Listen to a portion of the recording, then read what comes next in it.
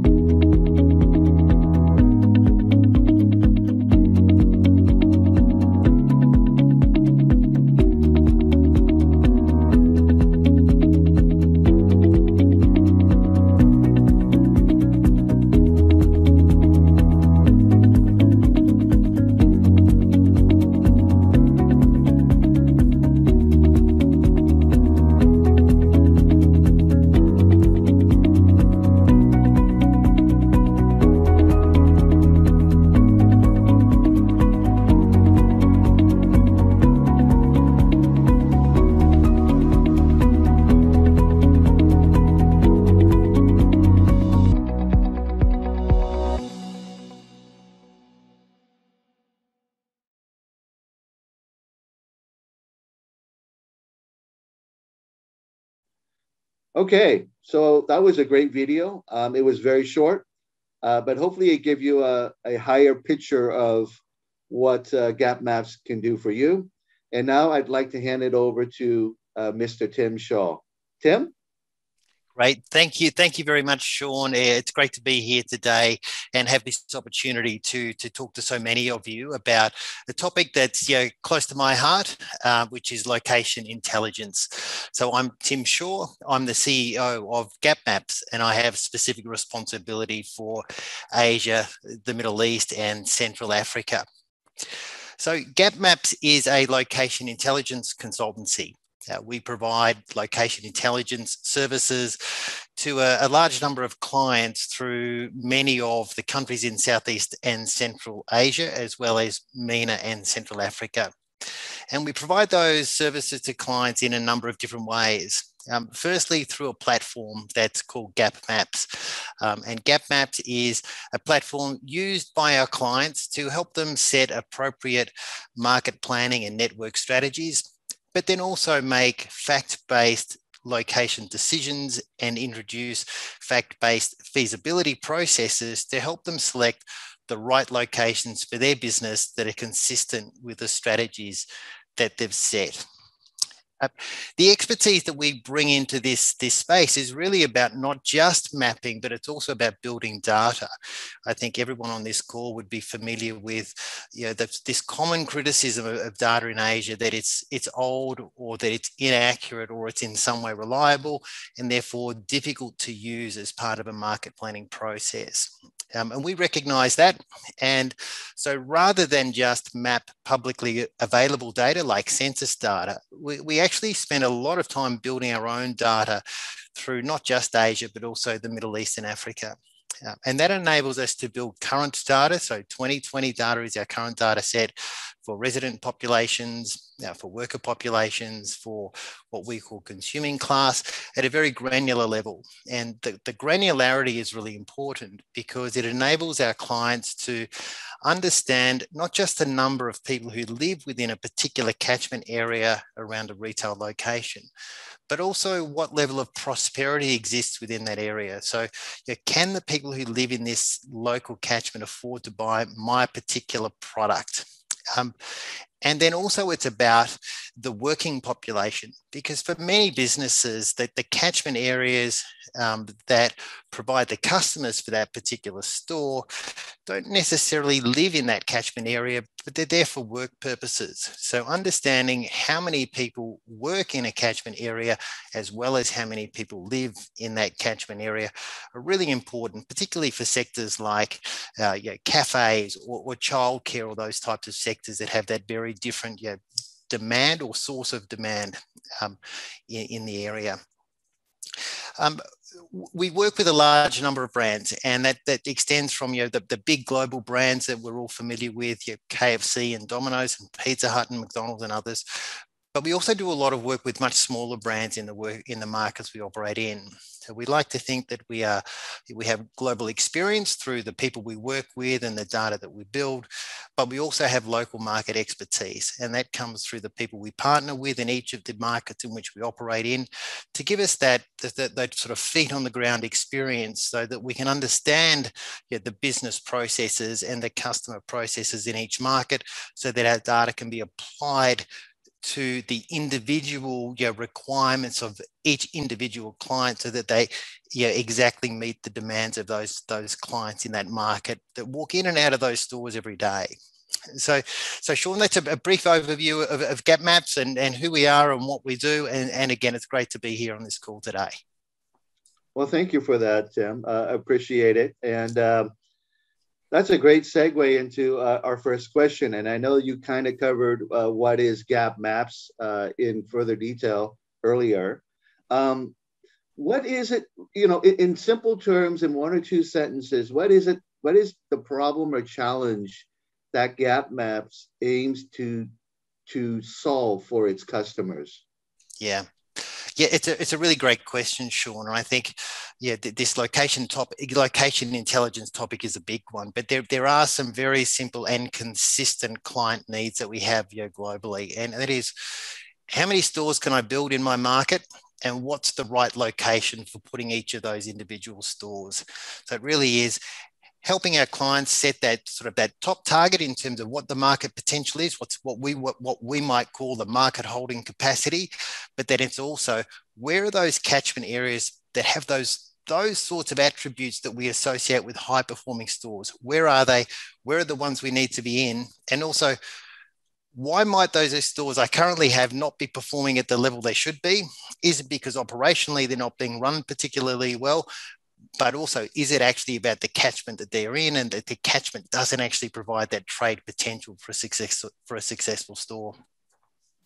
Yeah, you mentioned earlier that, you mentioned some of the high profile customers that I think most people would be aware of.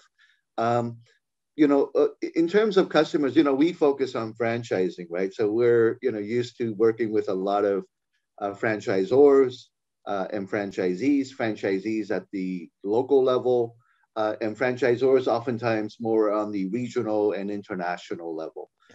Besides franchising, of course, are there any other sectors like retail or education or fashion or even real estate that you find you have as customers, and they are, in need of this type of, location intelligence?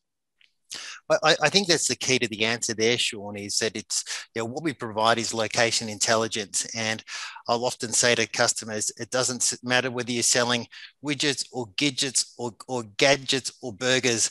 Ultimately, a lot of that trade potential for a store or a business relates to that location catchment. And so our client base is quite diverse. It extends from your aged care, childcare, fitness clubs, retail restaurants, fast food locations, cafes, retail fuel locations. So it is quite broad.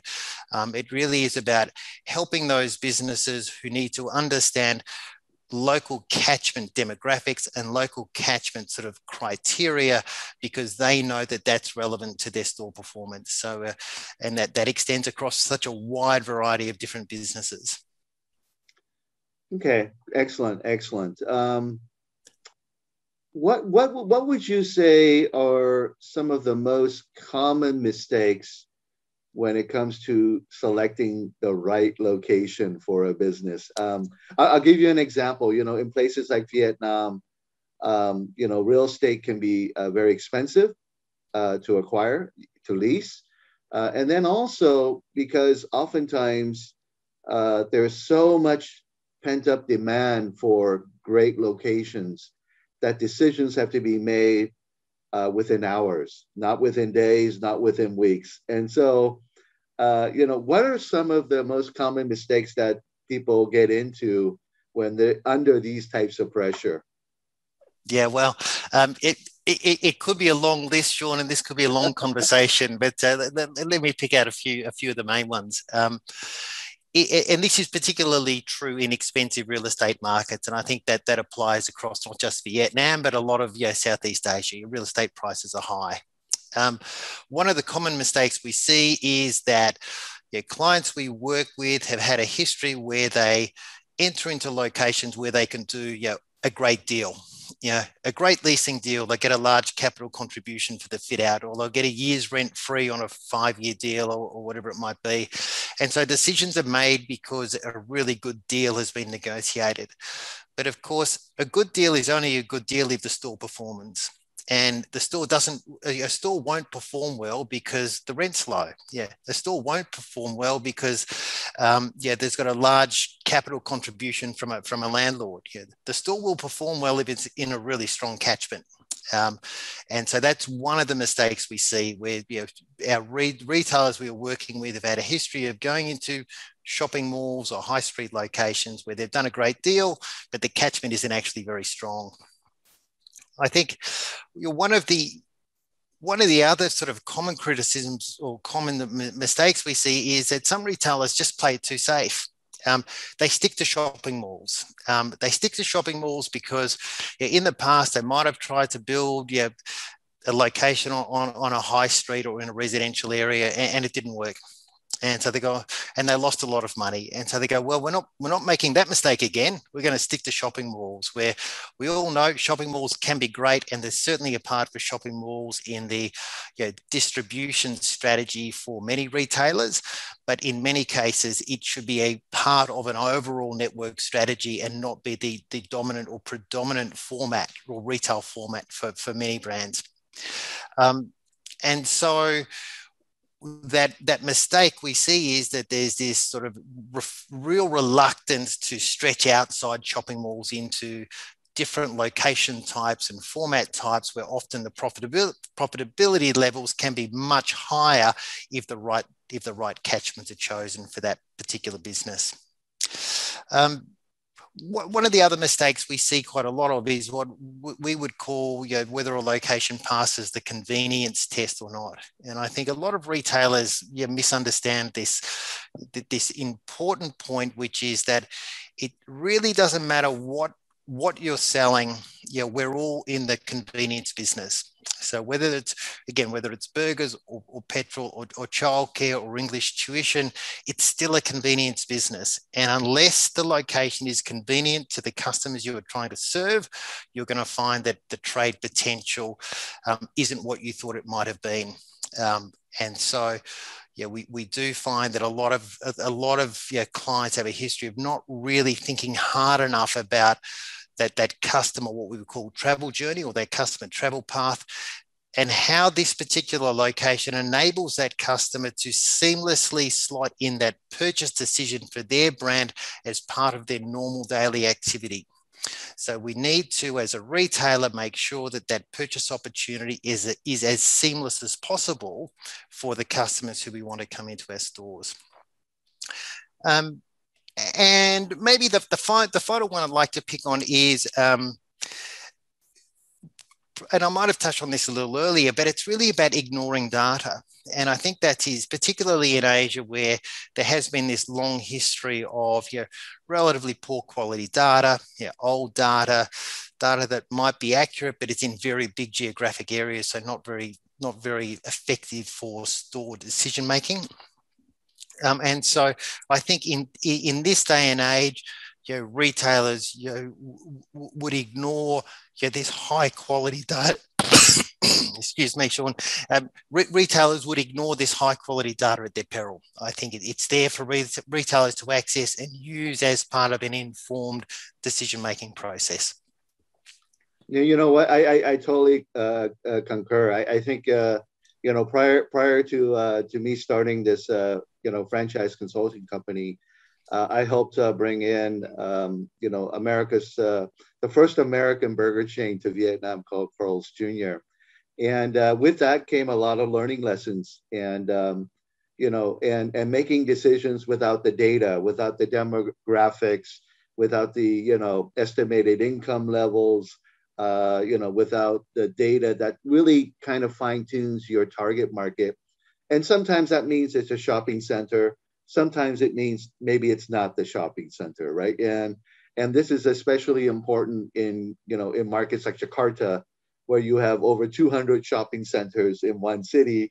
And then in places like Vietnam, for example, where shopping centers, some of them are good, but more often than not, some of them are really bad.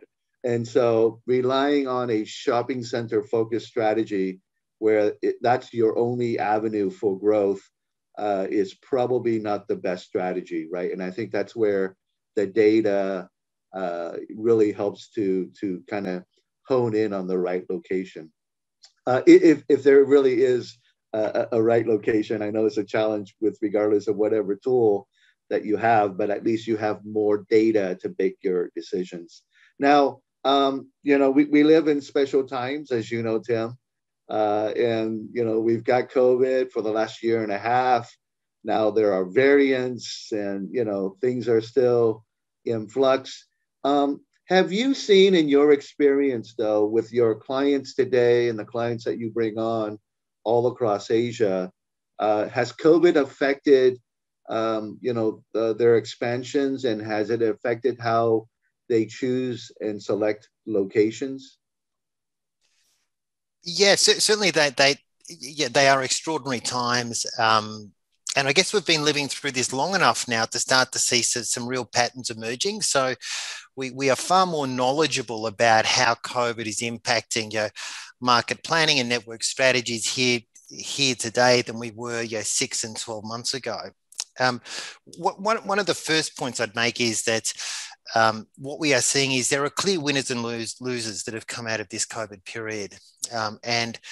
And that's different to a recession or other sort of economic impacts that tend to have a broader impact your businesses more broadly, where this yeah, COVID's been different in that it's been quite targeted about some of the businesses that it has hit extraordinarily hard, and others have actually benefited equally. So you think about some retailers, if you're in the pharmacy sector or the grocery sector, or in a country like Australia in the liquor sector, then these are good times. The sales are at historically high levels.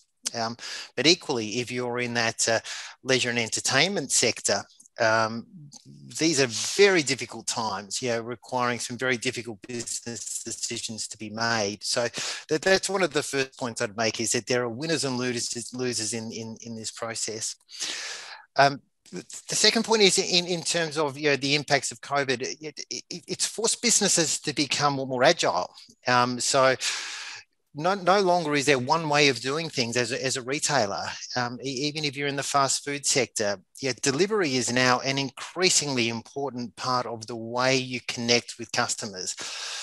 Pre-COVID, it was a front counter or a restaurant business, plus or minus drive-through, depending on the country and the format types. But delivery now, in all of the countries we operate in this fast food sector, has catapulted years ahead of where we thought it might be at this particular point in time. And so that's been a dramatic change that we're seeing. And of course, delivery then becomes a key criteria for considering network coverage questions, as well as sort of the feasibility processes that our clients should go through to understand the trade potential of a new store. It's no longer just about how many customers can we get into our dining room, and what sort of sales might we expect in our dining room, or how many cups of coffee might we be able to sell over the counter, or how many litres of fuel might we be able to sell through a fuel forecourt. It's now very much about also what is the trade potential for delivered product to be delivered from store and to customers who are at home, and that's been a big change. I think one of the other changes we're seeing is that businesses, and indeed the catchment areas they serve, are becoming generally more local. So people are shopping closer to home, and that creates sort of opportunities and threats for retailers. The opportunity is that as more people are working from home and staying closer to home, it gives you the opportunity to better penetrate your local catchment area. So instead of, for example, 50% of your customers coming from a 5-minute sort of walk time or drive time around your particular store, the potential might be now to grow that to 70 or 80% of your customer base coming from that very local area, because it's unlikely that the level of competition is increased within that very local area. So the challenge then for the retailer becomes, well, how do I get customers or residents who live within this area to visit me more frequently than they might have done in pre-COVID times? So that's just some of those examples of of what we're seeing post-COVID. So again, winners and losers, number one. Secondly, agility is just key. Your businesses need to be increasingly agile. Thirdly, delivery. Delivery in many of the sectors we work in is now a key part of the way that our retailers connect with their clients. And then local. We are becoming, this concept of a global village has never been more true today than it has been previously. I think this local connectedness is a really big topic for retailers to think about, and it will also drive store placement decisions in the future. Thank you for that. That makes enormous sense, and certainly COVID has been challenging, and it only makes that site location decision even more important because of its impact on the P&L in the near and medium term. Now, in terms of services for GapMaps, Tim, obviously I think there is a subscription model where people can subscribe to GapMaps and have all the data that you mentioned and the tools, etc. But I think you kind of alluded to this too. There are tools where it can be things like shopping center reports, and there are things that you do on your end to make those reports. There are other types of analysis where, like you said, you could help businesses understand what are some of the key factors and attributes of an area or a trade zone, that makes them more profitable than less profitable. Can you give some examples of some of these tools that you've used in the past and the types of benefits that customers could potentially reap by having access to these tools? Yeah, I think, Sean, one of the ways to answer that question is a really simple way, which is to say that we as humans process mapped data very differently to the way we process data that we might read from a report or read from a table of numbers on a spreadsheet. One of the first benefits our clients get from using a GapMaps platform is that they get to see visual data. So if I could give you a quick example, a brand might know that their particular customer base might be slightly younger in age group and slightly higher income. And they might have designed their network about trying to be convenient to these pockets or catchments of people that are slightly younger and slightly higher income than the rest of the population through the city or through the country. And that may have driven their strategy for the last 5 or 10 years. If you ask that particular client before using GapMaps where the largest gaps were in their network and where the opportunities were to grow in the future, they would have some sort of broad view about where that might be, built on that sort of understanding of the city and the understanding of their client base.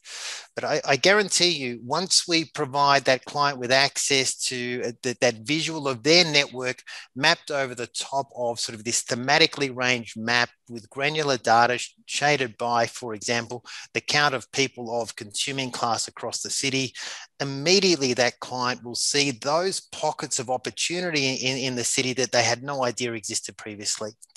So it really does enable our clients to think about their network and their customers and their sort of physical distribution strategies in a far more fact-driven way. So it doesn't require all of the executives in the business to have that really detailed understanding of the local market, having lived there for a long period of time, because the data will show them that. And we also find that even the most experienced operator in a business has a view of the market that is not always fully comprehensive. And that might be that there might be 5 or 6 large cities in a particular country, and they may well know 2 or 3 of those cities extremely well, but there'll be other pockets of other cities that they just can't know at that level of detail. And often that's where those untapped potential locations might rest. And so it is that ability to be very, very fact-driven and data-driven about strategy formulation and business process and decision-making that changes when there's access to mapped data like GapMaps. I think the final point I'd make in terms of those immediate benefits that clients get is just that reality that Asia is a complex part of the globe in terms of customer demand or customer potential, because unlike Western Europe or the US or indeed Australia, where counting people gives you a pretty good idea of what catchment potential really looks like. In many parts of Asia, that's just not the case. You can't be in Mumbai and say, I know that there's 70,000 people who live within 1.5 kilometers of this point, therefore I'm going to have a successful grocery store, fast food location, chai shop, whatever it might be. It just doesn't work that way, because it may be that 70 or 80% of that population just can't afford the product that's being offered. And so that's one of the real benefits that visualized and accurate granular data that GapMaps brings, is that it really enables our clients to understand catchment areas at far greater detail, to really understand who their customers are, where those customers live, where those customers work, and then align their store network to those particular customers. Okay, excellent. So we just got a question from the audience. Actually, a couple of questions, so I'm going to combine them.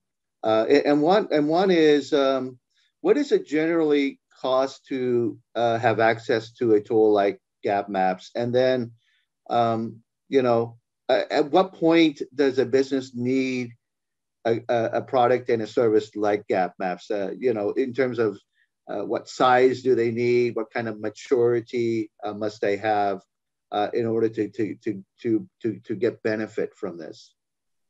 Yeah, great question, Sean. Let me start with the second question, which is, you know, what size does a business need to be, or what level of maturity do they need to have? We work with many clients who will use, you know, GapMaps as part of a market entry decision. So currently no stores, but they need to understand, you know, the market potential. They need to understand, you know, what areas of the market they might first target to start building out their store network. They might need to understand the competitor sort of intensity across different parts of the city, and those sort of insights are available through GapMaps. But equally, we work with, you know, many retailers who've got 1,000+ stores in the countries in which we service them. So the answer to that question, it can be as small as 0. It can be as large as, you know, more than 1,000. So that in terms of maturity, what's really required is maturity around who is my customer and what is the offer that I'm taking to market. Because if the client doesn't really understand what it is they're selling and doesn't really understand who they're selling it to, then the location intelligence we provide isn't actually going to be all that suitable, because we can't help the client find the right locations, because the right locations are inextricably tied to the customer that they're targeting, and the service or the product that they're offering to those customers. So the maturity is very much about maturity of concept and maturity around definition of core customer. That is really the prerequisite to requiring and getting benefit from a provider like GapMaps. So then on to the first part of the question, which was how much does it cost? We always say to our clients that, you know, we will provide you with great value through the services that we offer. And of course, that's not really an answer, a proper answer to your question. But to give you an idea, we do price according to the value we create. And that price will vary anywhere from, say, $7,500 for accessing our platform in a particular country like Vietnam, for instance sake. Would be more in a very large country like India. And then some of our larger clients might be paying you $15,000 or more to use our platform services over the course of a year. And again, you know, in very large countries, it would be larger than that. But that gives a bit of a range in terms of where we price. We are very much trying to grow the demand for location intelligence services, and that means that we have to create services that hit the market at a point where they are affordable for many businesses. So, we often say we would prefer to be working with, 10 clients paying us $10,000 to use our services, rather than one client paying us $100,000 to use our services. And that's the way we create product and insight and take it to market.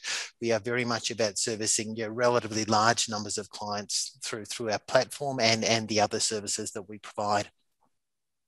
Yeah, no, Tim, at that point about creating that value for your clients, I think really nails it, because whether it's Vietnam or Thailand or Taiwan, as we travel from country to country, we see many groups, many brands kind of make the wrong decisions when it comes to locations. And it is extremely costly, and it's costly at different levels, different amounts for different brands in different countries. But it's just not only costly, but very disruptive to the growth of the business, right?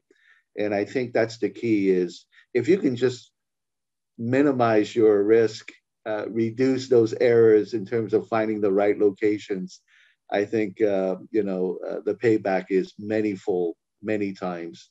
And I know, like you said earlier, in more developed markets like the US or Australia or Canada, there's a lot of information you can get publicly, but not so much in the greater parts of Asia, where demographic data is old, government data, census data, extremely old. And even then, perhaps not even 100% reliable.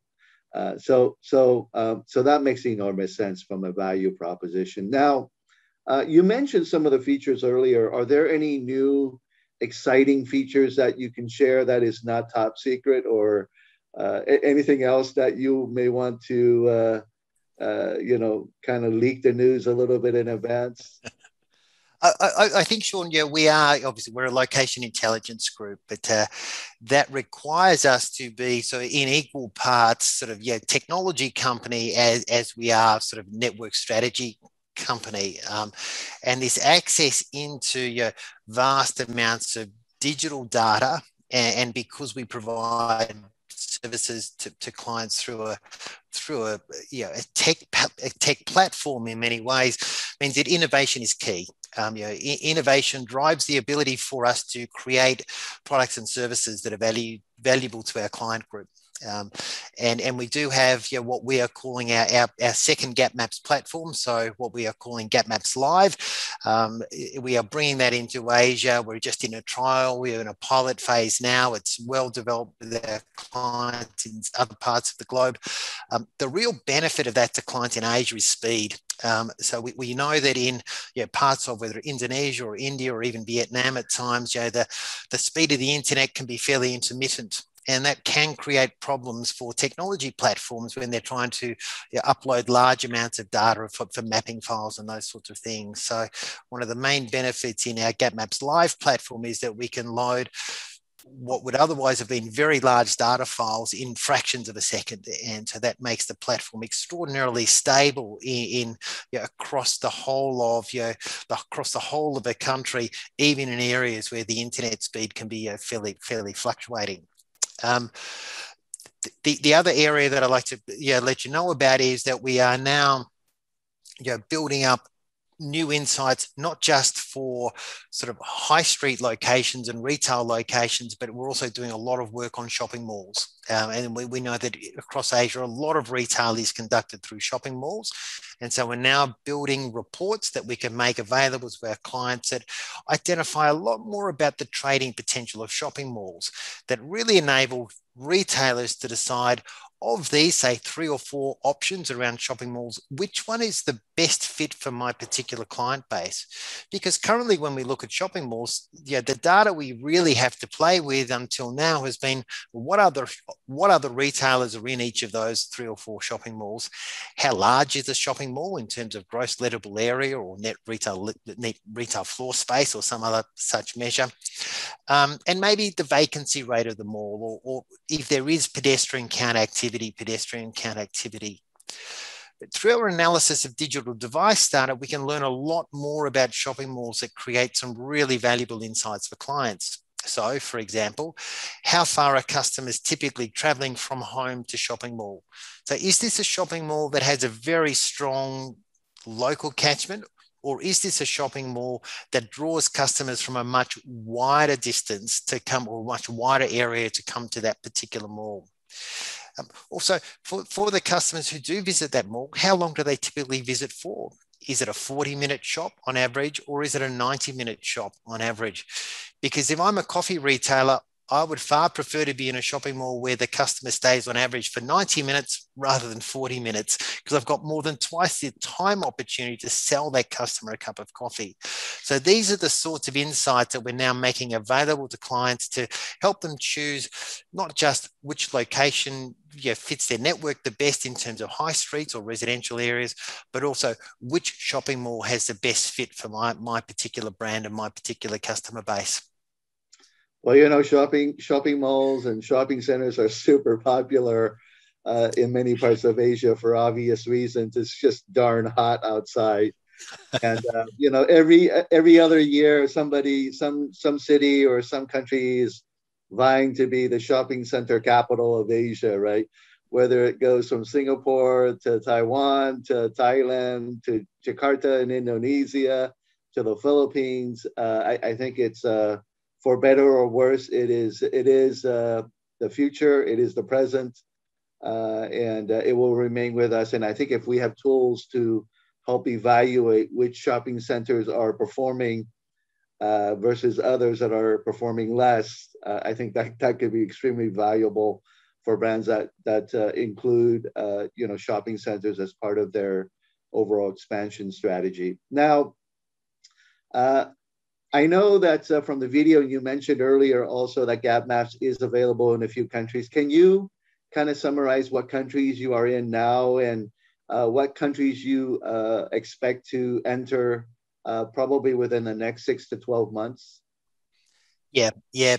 One of the great things about GapMaps is that we are growing in terms of the geographic areas that we cover with our platform. We're now able to provide platform services in 21 countries, and those gaps that we currently have in Asia, we're closing quite rapidly. So just in that sort of Asian region, we're in Myanmar, Taiwan, Thailand, Malaysia, Vietnam, Singapore, Indonesia, India, and we have Hong Kong that will be built out by September this year. We've got the Philippines, which I know, Sean, you're very excited about, as am I. Philippines is coming online next month, which we're really excited about. We also have South Korea that we'll have up by the end of the year in the platform. But also we can respond to client needs in that respect as well. So we've recently built out our platform in Nigeria and Kenya because we had a client who was particularly keen for us to provide services in those markets. And I guess that's the benefit for GapMaps, is because we build the data ourselves in these markets, we're not necessarily constrained by the availability of data through census data through some other providers, which might limit our decision to be able to enter into some new markets or not. And particularly some of these very data challenge markets like a Kenya or a Nigeria, for example. But equally, that might be Myanmar or some of the Asian countries too, where high quality data has been very difficult to access in the past. Well, that sounds like a very exciting pipeline. You guys are indeed very, very busy during these times. Now we're running up on that 35 minute time frame that we wanted to spend some time today on. Are there any final comments that you want to share with the audience about GapMaps? Thanks, Sean. I think in summary, when we think about this location intelligence space that certainly GapMaps operates in, and the clients that we have are obviously very involved in location analytics and location decision making.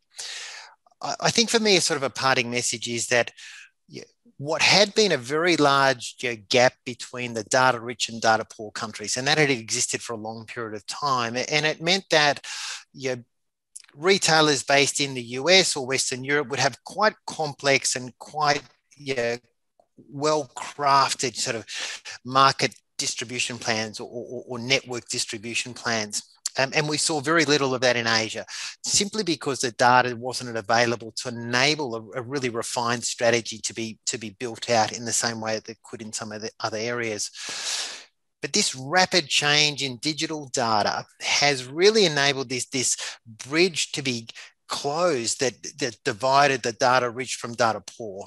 And now there really is no difference in terms of data availability of high quality data in Southeast Asia versus Western Europe or Australia or the US. And in many instances, the data is not just as good, but it's actually better because we work harder to build the insights in some of these countries, where in a market like Australia, you can actually be a little bit lazy as a data builder like us, because there's really good data to pull off the shelf and put into the platform. Now, of course, that luxury doesn't exist in Southeast Asia. You've got to build it, but the ability to build really high quality data is absolutely there. And so I think there is a real opportunity for progressive retailers in Asia to take advantage of this and to be the early leaders in really crafting out fact-led, high quality distribution strategies for their brand before their competitors can do the same. Because the competitive advantage that comes from having a well-crafted sort of market and distribution strategy is significant. And there's plenty of big global retailers who will tell you exactly that. But now there is this opportunity for brands within Asia to do exactly that. And those that should do it before their competitors can and get that advantage that comes from being the early leader in this space. Wow, that's a great summary, Tim. I think you made a great point about you've kind of leveled the playing field for many players, because usually for only large organizations with vast amounts of resources are they able to even attempt to get this type of data and to invest into this type of product. That probably takes years to build. And you've kind of allowed many different players in various industries to be able to leverage off of this data for their own benefit, for their own consumers, and of course their own investors to make the right decisions when it comes to expanding their businesses, whether it's domestically or internationally in other markets. Now, I think we have a small gift for all the attendees here today. I don't know, can you share a little bit about the gift that we are willing to give for the people who have taken their precious time to join us today? Yeah, indeed, Sean, and we are grateful for everybody who's taken the time to sort of tune in and listen to Sean and myself today. So what we would love to be able to do is provide each of you with a demographic report. So a report from GapMaps that describes and provides insights into the local catchment area of a particular point of your choosing in a particular country of your choosing. So if you can send through to us the street address or the latitude, longitude point of a particular area, and we can then create a demographic report for a catchment area around there so that you can understand how many people live in that area, how many people work in that area, how many of those people might be of consuming or premium consuming class, so you can get a feel for the sort of data that's available now. And that's free of charge, and we will email that out to you in just a couple of days. So we look forward to seeing those requests come through. Well, thank you for that. That's a great gift. Now, we have another short video about GapMaps before we wrap up. So let's roll it.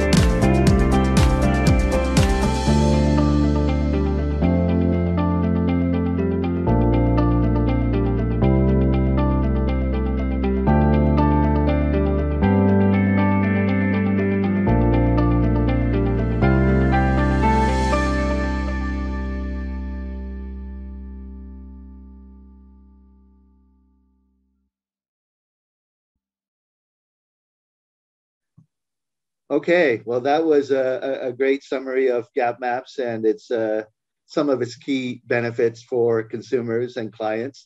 I'd like to thank Tim for spending some time with us today on this very timely topic. I think we can all agree that avoiding costly real estate decisions is probably now more important than ever, given the limited budgets that we have today. A reminder that we will be contacting you via email with a link to this recording of this webinar and instructions on how to get that free demographic report that Tim just mentioned earlier from GapMaps. Now, on behalf of GapMaps and VF Franchise Consulting, we thank you for your time. Stay safe and well. Tim, any departing wishes? Oh, Tim, I think you're on mute. I got it right all the way through until the last session. But yeah, stay safe in these difficult times. Stay positive, and we're really looking forward to having the opportunity to talk to you one-on-one in the future. And thanks, Sean, for this opportunity. It's been great to talk to everybody. Thank you very much, Tim. Thank you, everyone. Have a safe one. Bye-bye.